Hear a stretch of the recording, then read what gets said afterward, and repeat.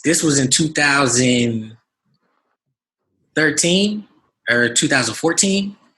They printed out my entire Facebook timeline going back through high school. What was that like? Well,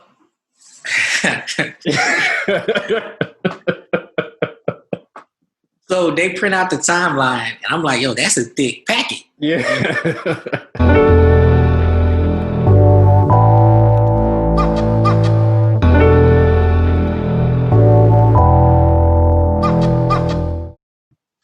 What's up, everybody? Thanks for joining us for another episode of the Black Student Success Podcast, where we bring you insight and guidance from successful Black professionals. My name is InQuire, and as always, we appreciate the support. So today's guest has been a police officer for over 6 years. So he's going to talk about his experience, his journey getting to where he's at now, as well as his positive influence within the community that he works in. So we're going to see how all of that ties together. So ladies and gentlemen, let's welcome Nick Jones. How you doing today, Nick? Hey, what's up, Selvin? I'm doing pretty good. Worked last night. I got my nap in, so I'm ready to go. Ready to rock. All right, man. Cool. So we're going to start the show how we always started, by asking, who is Nick Jones? Okay. It's like a callback. I would say that, I'm a mentor. I'm a police officer. I'm a leader. I'm a coach. I'm someone's son. I'm a family man. I take care of business. Compassionate. That's me in a nutshell. I'm a man of many trades. Perfect. Thank you for that. So let's kind of get into, the inspiration of, why you got into the career that you got into. So, when was it that you decided that you wanted to be a police officer? Well, after high school, once I started looking at majors in college, criminal justice was always very interesting to me. At the high school, they had a law class that you could take. And I took it and just the law in general. So it was really, I was thinking of doing a lawyer route. And the more I did my research, I'm like, well, I kind of like the way as a police officer, you do a lot of, you're in the trenches. You do a lot of active engagement with the community. Mm-hmm. The law still comes into play.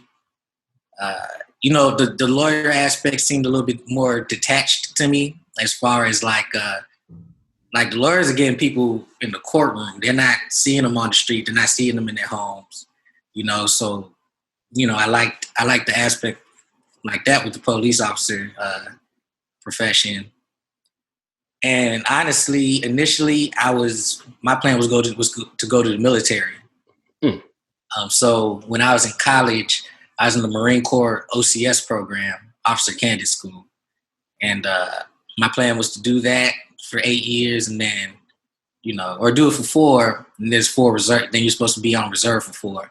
And I would switch over to the police officer aspect. But I hurt my knee in college, so I had to kind of skip some steps. Gotcha. But still, even though the law was kind of the foundation of what you wanted to have a better understanding of, you really wanted to still be connected to the people and be, have that hands-on experience as opposed to, within like a court space or an office space or things like that.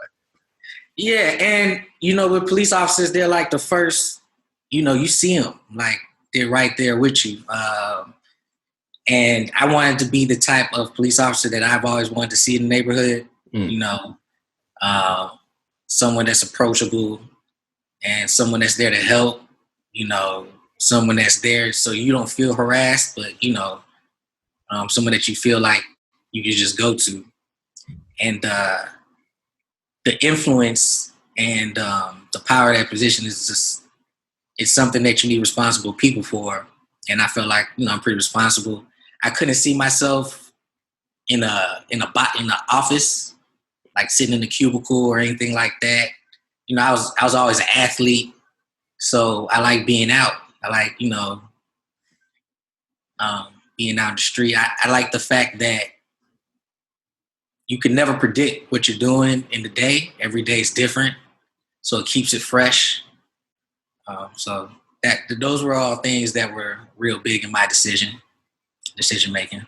Perfect. Yeah. And we're going to get into some of that influence and that impact that you currently have on your community. So, and in regards to the specific things that you do outside of just your normal police work. So let's scale it back. Let's take it to, when you went to school. What were some of the things that you looked at when it came to choosing a school? I mean, what was your overall college experience like? And, what were some of the different things that you do or did to find support while you were at school? So my journey through higher education is a little different than a lot of people's. A lot of people in high school, they make their top 5 list, and then they go to the 4-year university, and they're there all 4 years. With me, a lot of my decision making was influenced by athletics. I wrestled in high school. I was pretty good, and my top schools were all like I was picking schools in the South because I wanted to be warm. I was looking at the majors and if their criminal justice program was pretty decent, and ultimately I decided I was going to either go to Southern Illinois Edwardsville, or North Carolina Pembroke. And it's funny because it was me and 3 of my friends, and we were like, yo, why don't we all just go to school together and we could all wrestle at the same school? And I was like, yeah, that's a dope idea. So the plan was all of us, and this is how like sometimes plans don't really come together, especially when you're a teenager. Yeah. The plan was all of us go to Southern Illinois Edwardsville. We were all going to apply. We were all going to wrestle there, and it was going to just be like old times. We all apply, and during the course of the season, we get our acceptance letters. And I think sometime in mid or late January, we're still waiting on one other person. And we're like, dang, dude, did you apply? Like, what's up? Your grades bad? Like, what's going on? Yeah. And, he finally gets it. And we looking at it, and we like, dog, that's not Southern Illinois Edwardsville. That's Carbondale. He applied to the wrong Southern. He applied to Edwardsville. And, the deadlines, you got to make those. So yeah. We were like, this is like February now. We're like, dang, well, what's the backup plan? Because he's not going to be able to go.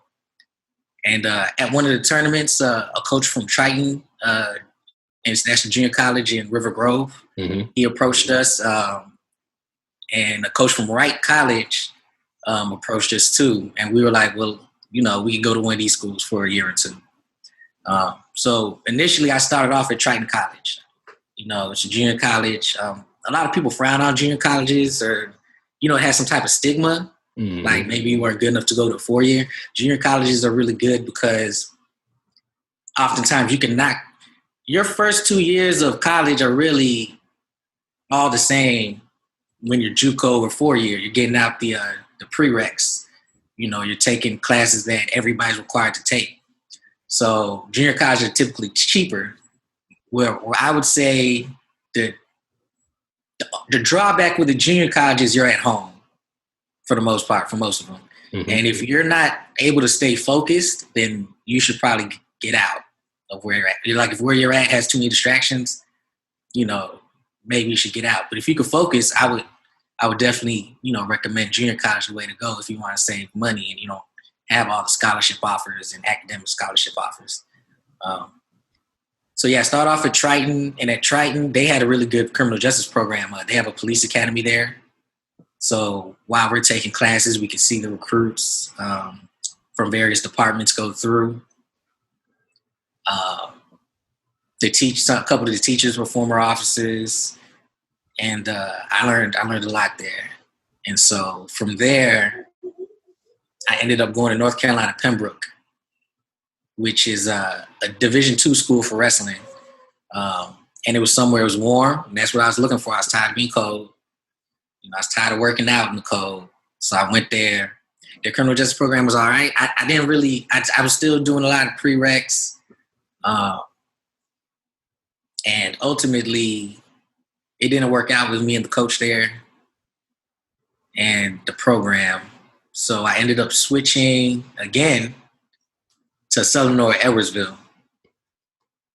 And there is where I kind of found, I found my groove. And the teachers there were all really good. I learned a lot about the analytical aspect of law enforcement through my SPSS class. And SPSS is like a statistical program where you just input a whole bunch of data and analyze it and all that. So he was a real good dude. He worked for the St. Louis Police Department on a whole bunch of stuff, and he taught me a whole bunch about, causation, correlation, differences between that and what drives crime and, all the technical aspects of the job. So I went through that. And my experience there was really good. I was an athlete, so I got different perks. We had study tables pretty much every day for 2 hours where, after practice, we would all the athletes would go in a room and we'd have to knock out our homework, projects, whatever. They'd have tutors on scene. And they would just make sure we don't slip, and they monitored our grades very rigorously. We had first dibs on all the classes. Because you got to, in the NCAA, you have to complete a certain percentage of your degree every year. So they made sure you got into the classes you need to get into. So as far as the supports, I got supports from being an athlete for the most part. And then, I joined my fraternity, Omega Psi Phi, and I made a whole bunch of connections there where people, gave me advice and supported me throughout my journey. Perfect. So you had, like you said, that really non-traditional route in terms of, you had the plan. It was going to be schools in 5 years. Yeah. And hey, you got to kind of touch different parts of the country. I'm sure you got a lot from that anyway. But you had the initial plan, and even though that didn't work out, you still kind of found your way. You still had those, few things that you were basing your decisions on. The costs. Eventually, when it came to the community college, you had I want to go somewhere warm, so you went down south, and you still had sports as well as criminal justice, kind of at that foundation as well, as far as your decision making. And funny that you came full circle and then end up going to Edwardsville and then getting a lot of what you may have not expected, joining the fraternity, the teachers that you had there. So that's dope how all that came together. And you eventually found your way with all that. So that was really cool. Now let's kind of jump into, once you've gone through school and you're now kind of eyeing actually getting into the police department, what were the education requirements for that? And then what was that application process like? So originally, like I said, my plan was to become a second lieutenant in the Marine Corps and do that. I tore my knee wrestling. I tore my meniscus and I tore my meniscus like a month before I was supposed to go to my final set of training. So they sent me the plane tickets. They're like, "Yo, you ready to go?" I'm like, "Nah, I just had surgery." Nah, man. It wasn't happening. So after that, I started focusing on, trying to get this job. And the application process is very long. It's not like, you apply and you find out in a couple weeks whether you got the job. You know what I'm saying? So if I were to give advice, I would say start applying while you're still in school, before, you get that degree or whatever, because the application process could take, up to a year, maybe 2 years. And if you're going for like a big department like Chicago or something like that, where there's no, like in Illinois, they got to make a new list every 2 years. But cities that have home rule, they don't have no limit. So that Chicago list, be on that list for 5, 6 years, whenever it gets done. Yeah. So, you got to have a plan. So most departments, they required at least an associate's degree, right? Most departments require like 60 credit hours. Yeah. Which is usually about 2 years of college. Some departments require a 4-year degree, and those are more of like maybe the suburbs, and the Illinois State Police is a real prestigious like department, so they require the 4 years in school, and all of that goes to speak with your competition, right? So if you got your 4-year degree, you could apply to those departments that require it, and that X's a lot of people out. And so, or if you apply to those ones that only require 2, and they see you got, the 4-year one, they might, you might get a bump.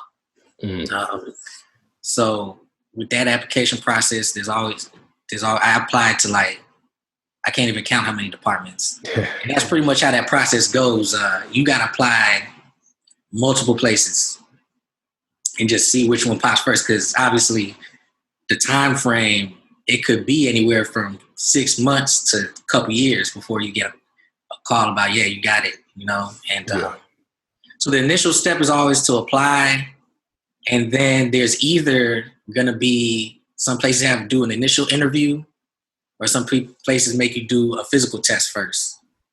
And so they'll factor all that into creating a list. Depending on how well you did on the written test, or some combination of a written test and interview, they'll rank everybody. And depending on how many officers they need, like I said, it's competitive. So in Illinois, you might be at a test, it's 500 people. They only need 2 spots to fill. Maybe the next year they might need another 1 or 2 or 3, right? So, that's why I say you got to apply everywhere, because you don't know. In other states, it's a little easier. Other states, like Florida, for instance, you can put yourself through the academy. You can pay for it yourself. Like it's almost like a community college. You go to where the community college is, and they have an academy there, and you pay for it yourself. You get certified on your own, and then you can make these applications, and you're a lot more of a attractive candidate, because now they don't got to pay for your training, right? They just need to hire you, and they could do, their in-house training, as opposed to sending you to an academy, which, they got to pay your salary and pay for your training there and your equipment. So typically, let's see, the process: you apply, get ranked, you do some type of interview. After the interview, if the interview looks good, there's a background check. Background check's usually pretty thorough. After the background check, they'll usually let you fill out a packet of a whole bunch of questions. You don't want to lie on any of that stuff. So some of the stuff will be like, yo, have you smoked weed before? You did drugs? Have you been arrested? Things like that. And a lot of people are tempted to like, oh man, I got to be perfect, to be, to get hired as a police officer. You don't got to be perfect. They're not looking for perfect people, because if someone has a perfect record,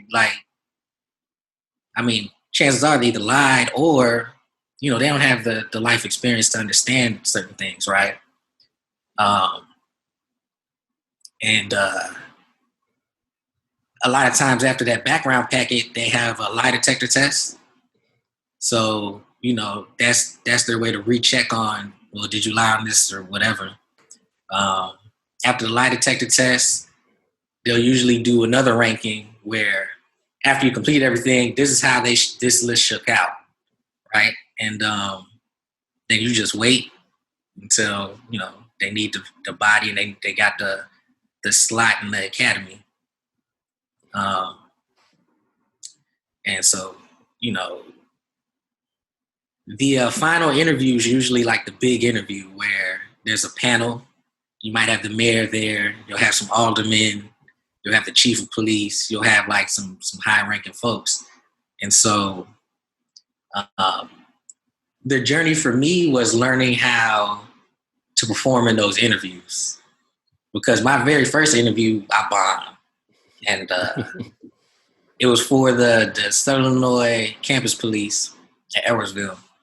And there was a black officer there. He's like a lieutenant from Madison County.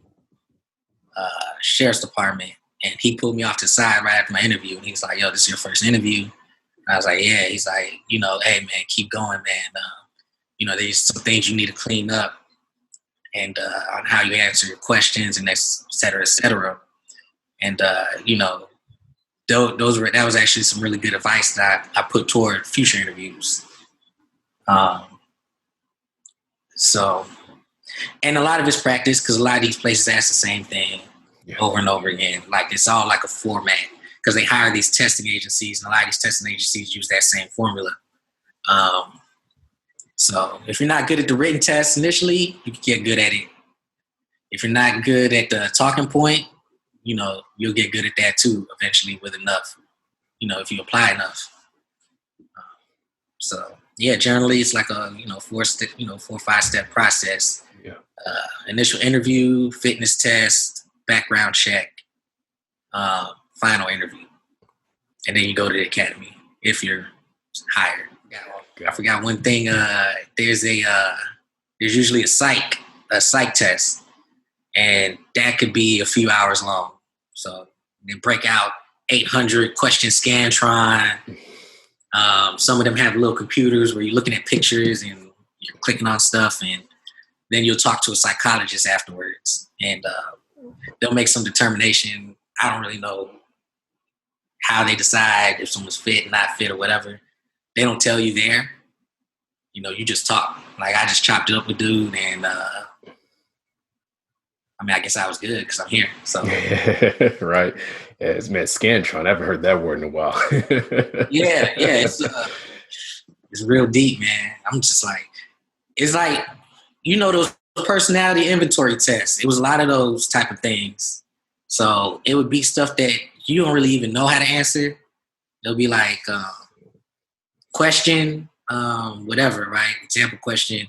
And then it'll be like, well, how do you feel about it? Very confident, somewhat confident, not confident, not confident at all. And I'm just like, yo, why can't I just be like on one side or the other? Like, what are these layers to it? Like, I don't know. Yes, kind of not confident. I don't know. Right. So there's a lot that goes into it, with you saying that it's a process, and, you even put out the advice to apply even before you graduate, if you're on that track of going to school, getting that degree, and then, going through that process. So a lot of good tidbits there, especially for the fact that it has so many sections. You said you got the written part, the physical tests, and also for the fact that it's different, not only different departments within the state, but different states have their different rules. So especially if you're open to kind of working wherever, I think it sounds like you at least did a lot of research. It sounds like you wanted to stay in Illinois, but even for those who wanted to kind of branch out, they would. I applied to a department I started, once Illinois was like real tough, and I was starting to getting down because I'm kind of behind the 8 ball. I'm late. So I graduated college. I don't got no job. I don't have a job or anything. And I'm just like, man, at this point, I'll go anywhere and get this certification. Mm-hmm. So I applied to departments in Florida, and I applied to the Department of Defense for like the base police and stuff like that. So one thing too is your social media. And I think it's a growing thing that departments are checking a lot more now. Yeah. Let's talk about it. One department I applied to in Florida, Hollywood, Florida, they requested you go there for the interview. They asked for all your social medias. So whatever, if you got Twitter, we need to know that. You got a Facebook, we need to know that. And then they'll ask you to log them in so they can look through your timeline, like, cause some people got, so they could get around. You got yours on private. Nah, they got to see everything. They printed out. Let's see, when was this? This was in 2013 or 2014. They printed out my entire Facebook timeline going back through high school. What was that like? Well,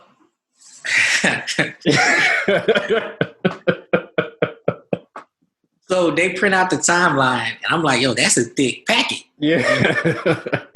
And so they're looking through it, and I go into the interview with this commander, and she's like, "Oh, well, and so preface this. Yeah. I'm young, right? And you made your little statuses, whatever in your head, you make a status, Mm-hmm. right? You talk on the statuses like you talk to your friends, right? And so she's like, "You're the one that likes to say that a lot," and I'm like, "Oh, nah, I mean not a lot, just." That's just the way we talk as kids or whatever. And she's like, okay, yeah, it's understandable, whatever. Um, Now I got the job. I got they hired me. But just to say that in this world where these kids are putting every thought that comes into their head, they are putting on Twitter or Facebook or whatever, not thinking about it. And, I think it's important for a lot of these kids to know that, people will look at it and that stuff is there forever, even if you delete it. And a lot of the advice I gave to my kids is like, after high school, after you graduate, delete everything, scrub it. If someone goes through all the trouble even to try to find it, then they went through a lot of trouble, but don't make it easy. Because honestly, a lot of things that high schoolers put on their stuff is nonsense and stuff that I wouldn't want them to. I wouldn't want them to, get used against them, right? Yeah. Because they're kids, man. Kids say you see it all the time with these athletes and they get famous and then someone goes back to when they were 12 saying something stupid and now it's a thing. Yep. So, I think that, and these kids are in a different world. Like when we were growing up, we didn't have that issue so much. Like social media was in its infancy, right? So, but now it's everything. So. Yeah. So clean it up, y'all. Clean it up. Everything, is that's to say, that there is a power with having the voice and being able to kind of put out your thoughts and things like that. But, especially for jobs and not even just the police, that's a way to kind of weed out some people, in that process. So, there's power in discipline when it comes to posting. There's power in, like you said, doing that scrub and just kind of making sure that you're more intentional with what you're putting out there and things like that. And obviously with, the process of, becoming a police officer, they're not afraid to get those prints going is what it sounds like. So, so definitely a great point to make there.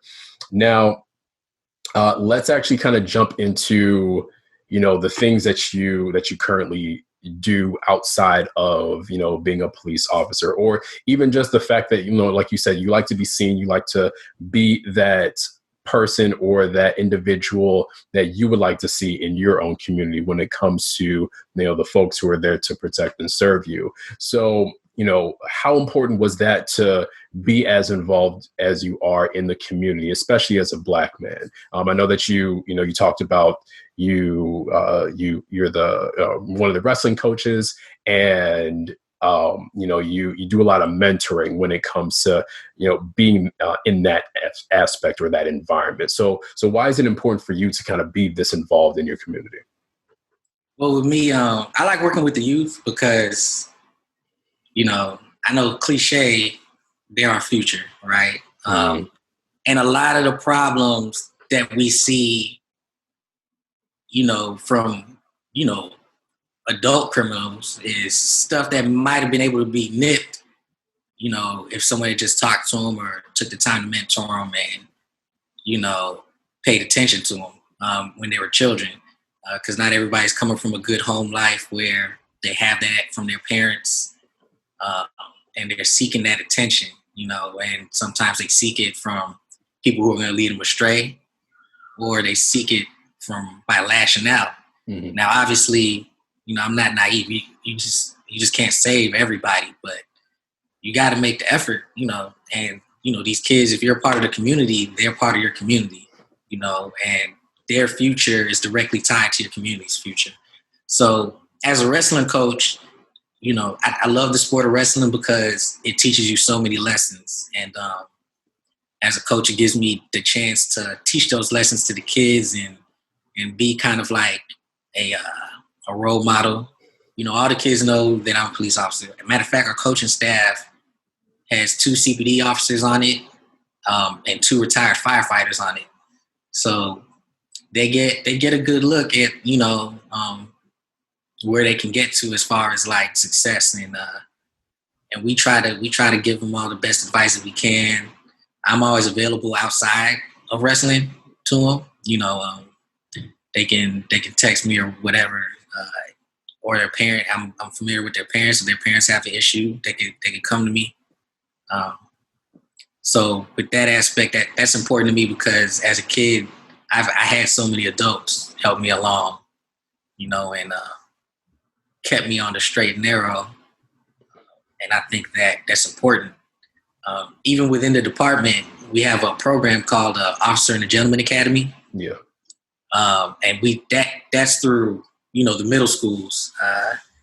We take middle school age kids and we have classes like, once a week. Obviously pre-pandemic, we were having in-person classes once a week. And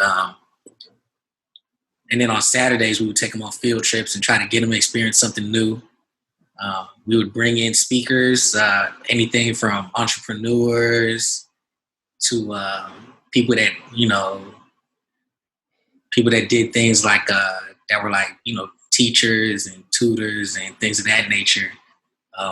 We taught them how to create business plans, their own business plans. We had a little project for the auto show every year where we give them a credit score, right, based on their grades. So they have bad grades, they got bad credit, right? And then we go to the auto show and we let them pick out a car that they like 5-10 cars that they like, and then we like, well, afterwards we'll come back and we're like, so this is your credit, so this is how much a bank is going to be comfortable loaning you. You think you're going to be able to get that car? Maybe not. We do those type of activities, and we build their confidence. We go to a rope course, and I don't know if you've ever done those, but they're high. They up in like the trees, and I'm not a heights guy. I would do it for the kids, but a couple times for the kids. I'm not like making it a habit. But they learn how to overcome certain fears. They get introduced to new things. It's a really good program, and during the pandemic, we've just kept up with the kids. Calling them, checking up on them. A couple of them got jobs. We help them get jobs if they need it. And we just act like an extra resource, for the kids. And some of them come from very troubled backgrounds, and some of them come from very good backgrounds, and it's just good to make a difference there on that end. And then at the end of the year, we usually had like a little awards banquet, and we'll hand out awards, and we bring in speakers. We had the former Chief of Police Bill Logan, the first Black Chief of Police of Evanston. He came in and spoke to the kids, and that was very inspiring to them. So we had Chief Cook pop in every now and then, and that was very inspiring to them. And the program's for young Black males, and so we act as their role models. We have about 8 or 9 officers involved, and it's a program that's continuing to grow. So I say that to say mentorship to me is big to me. I like being someone that the kids recognize, and maybe just our intervention and our being there keeps them from doing something that will completely derail their lives. Yeah, that's super important. And just being there, just the presence, right? And then on top of that, you're giving them all this game, and you're showing them the things. I love the whole credit score idea and tying it to their grade so that it hopefully pushes them to get better. That's really incredible work that you guys are doing there. And I'm sure that's really fulfilling for you to be able to be that, impactful person in the community. So that's really good to hear. I appreciate you mentioning that. What skills are needed to be a successful officer? Um, Skills, a lot of them are very intangible, right? And a lot of those skills are skills that you might not know you have until you do it. Obviously, you know, being able to interact with all kinds of people is a skill, right? It's being able to talk to people. Mm-hmm. That's a skill. Like not everybody. A lot of people think they can talk to people, but not everybody can talk to people. It's like, and sometimes, not everybody's going to want to listen to what you have to say. So, being able to de-escalate situations is very important. Problem solving, because again, the job, anything can happen, and you get confronted with all kinds of issues, and not all of them are criminal. Because as society kind of uses us as like a little jack of all trades type of thing. So you get presented with a problem, and a lot of jobs is just, here's the problem, how can we fix it, for the day or long term. And so you got to be able to work through these problems and try to come to, solutions that, so you're not there, every hour on the hour, every day, So I think the most important thing is being able to talk to people, being able to problem solve, critical thinking skills, awareness, and mindfulness of where you're at, what's going on, people's feelings. You got to be empathetic, because a lot of people are calling you on like what's for most of them the worst day of their lives, right?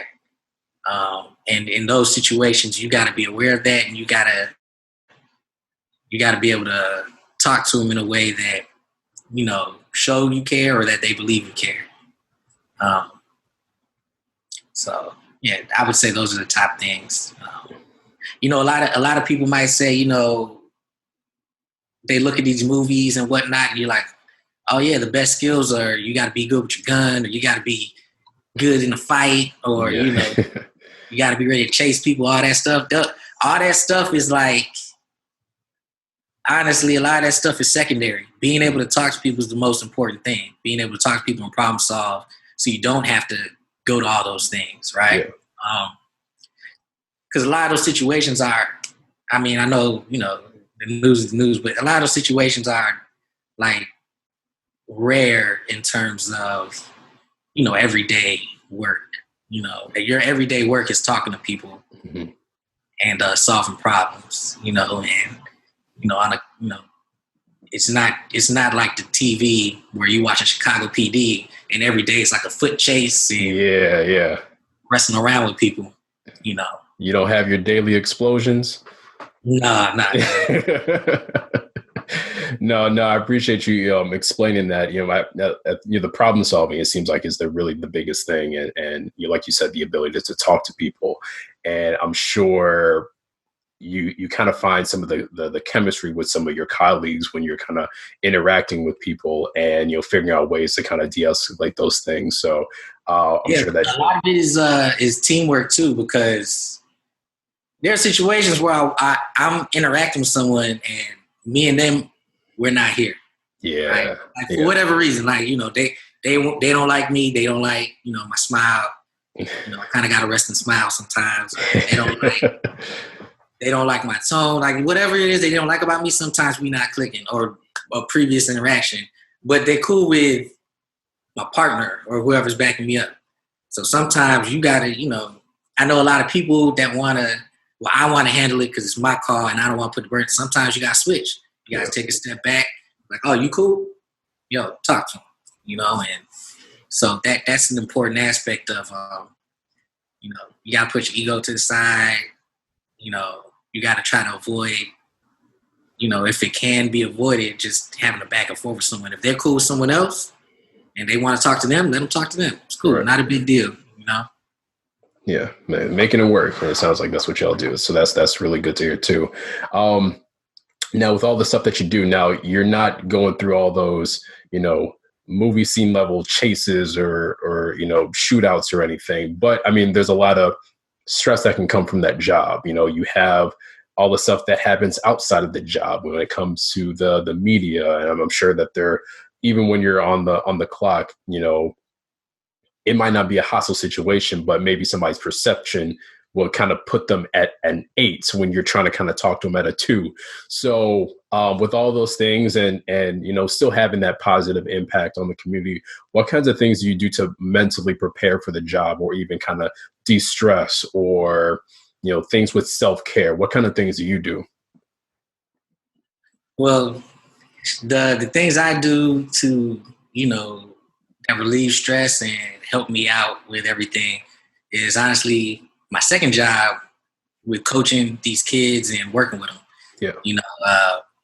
Because to me, coaching and wrestling, that's not work. I do that, right? And so, I get on the mat with the kids, and I get a workout in. I work out with them.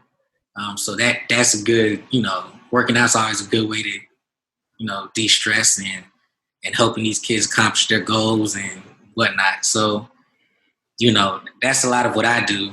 As far as mental preparation, every day is a new day. So I go in it just like that. I take it. I got a routine before work. I take a nap.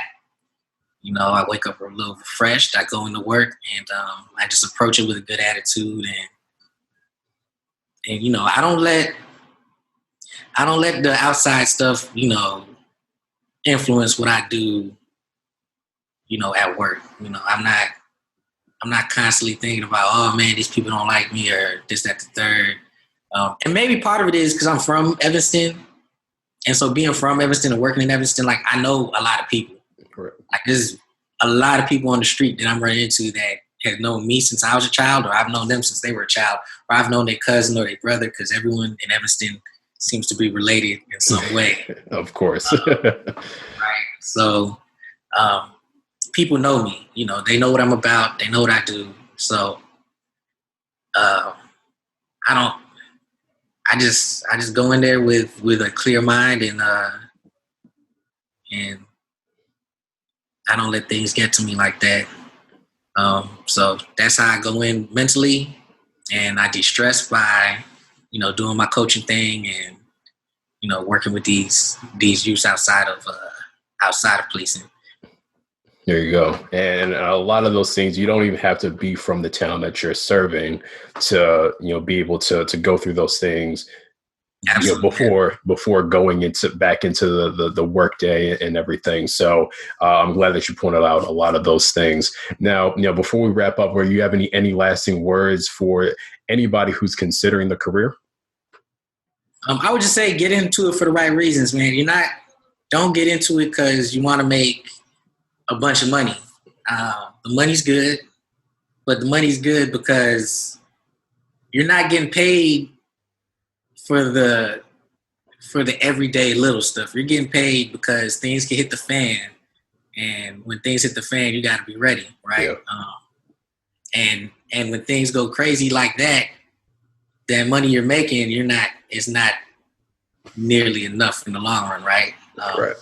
You can take it back to like any of those mass shooting situations, right? Like, you're going to be expected to run into that gunfire and help people. So, whether or not you think $60,000 or $70,000 or $8,000 a year is like that's enough for you to like, yeah, I'm gonna run into where those bullets are coming from. That question and answer is different for everybody. Mm-hmm. So you need to be, if you're getting into this profession, you got to be in it to come in and to help people. You need to be in it to be fair, to be just, to be equitable.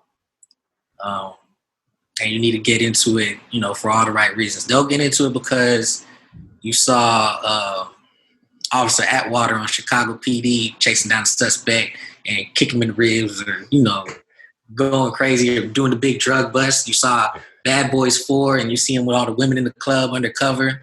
Like, you got to get into it for reasons that are real. Yeah, not just to kick somebody in the chest. Yeah, not just to kick somebody in the chest, or not to, you got a lot of power, and it's a big responsibility. Spider-Man has that whole quote: "Great power, great responsibility." You got to be ready for that responsibility. So if you get into it because you just want to have power, you're not going to last long. You're going to end up on someone's YouTube page doing something nuts. And now, now you marked. Yeah. Everybody going to know, oh, you that dude. Yeah. Yeah. Right. Yeah, yeah, join for the right reasons. That's really great advice. So, man, Nick, I appreciate your time. We got a small little thing before we do wrap up here. Little segment that we call "I Got 5 Questions for You." So, I'm going to ask you some questions. You're going to just give me a response. What you prefer. What you would do in these certain situations. And yeah, we'll get your personal and professional advice when it comes to these things. So first, we'll start off pretty easy. If you had to pick one of these and the other one would just go away completely between Apple and Spotify, which one are you choosing? I'm choosing Apple. Okay.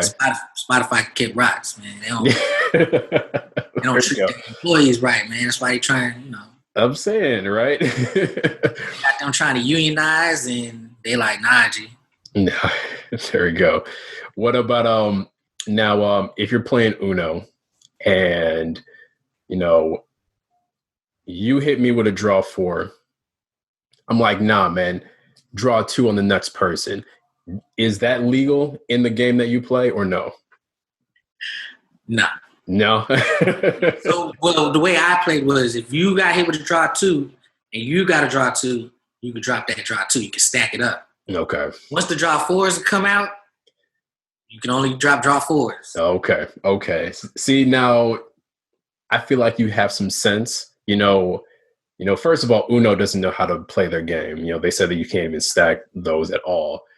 But the whole draw 2 on the draw 4, I'm like, nah. I mean, because the logic is, if I drop a draw 4, I get to pick the color. Very true. And draw 4 is like, and then also draw 4 the big joker. Mm-hmm. The big dog, right? You can't just pass that off and draw 2. Yeah, that's very true. Very true. All right, man. So here's a scenario. So you're at the cookout, right? Everything's cool. Your best friend, cousin, whoever, he's bringing in his girlfriend to the cookout for the first time. And he's like, I just want to make sure that, she feels as welcome as possible. Can you just make sure that she, everything's cool, right? Because, obviously there's a culture when it comes to the cookout. At some point, she lets you know that she brought mac and cheese. And she wants you to try some. Do you eat the mac and cheese? Hold on. Run down the scenario again. Yeah. So, all right. So you're at the cookout, right? Best friend brings their girlfriend, and he's like, man, I just really want you to I just want her to be, feel as welcome as possible. First time and everything. Can you help me with that? You're like, cool. At some point during the time, she's like, hey, I brought some mac and cheese to the cookout, for everybody. And, she wants you to try some. Do you try the mac and cheese? I mean, how does it look? I'm going to leave that up to you. All the other details. Okay. To your interpretation. I mean, I'll try a bite. I'm not, I'll do it. Yeah, I'll taste it. Okay. If it's potato salad, does that answer change? Potato salad. It might, because I'm not a big fan. Okay. Because you like the dopest potato salad person ever. I might not mess with it. All right. What if it was like something else that you mess with? Like, you can even pick the side. Whoa, like, would you try it not knowing how it is and then having to kind of react in public? Oh, that's the trick. Yeah, no, I can do it. Man. If it's not good, I can put on a face. Okay. You're a good man.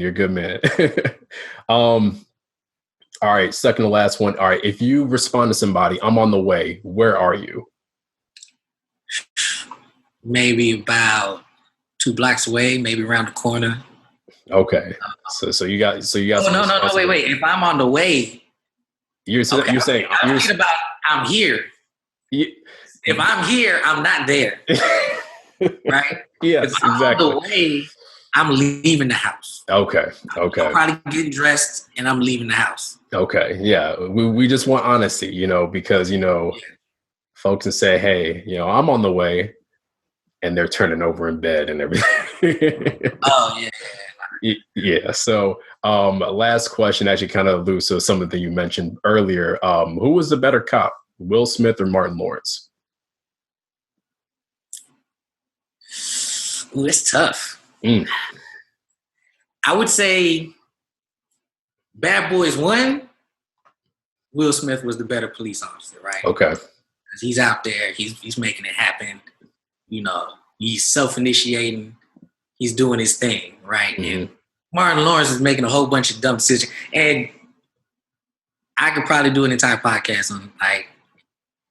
There you go. Now come Bad Boys, this most recent one, I'm rolling with Martin because now he's careful, right?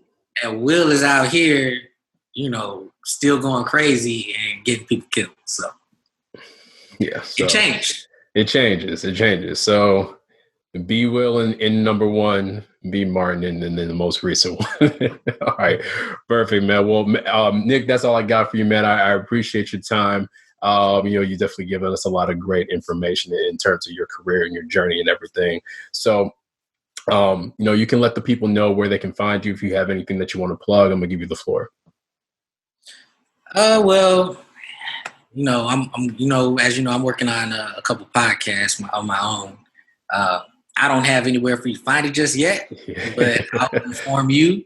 Perfect. And, if you want to stay abreast on, all that, you can see me on Twitter at the Range Dog.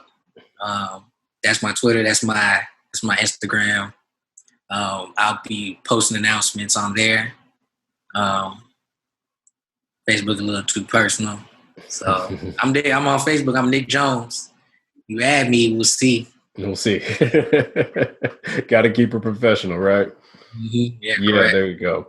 All right, man. Well, again, thank you, Nick, and thanks to everybody who's been listening. Don't forget to like, share, comment, and subscribe to the podcast. We're on Facebook, Instagram, and Twitter. That's at InQuire Hire. And we also have our website, InQuireHire.com. We've got a lot of great information there. If you need any help with college preparation, we are the best people to reach out to when it comes to that. So we're definitely looking forward to helping you. So until next time, peace to you and enjoy the rest of your day.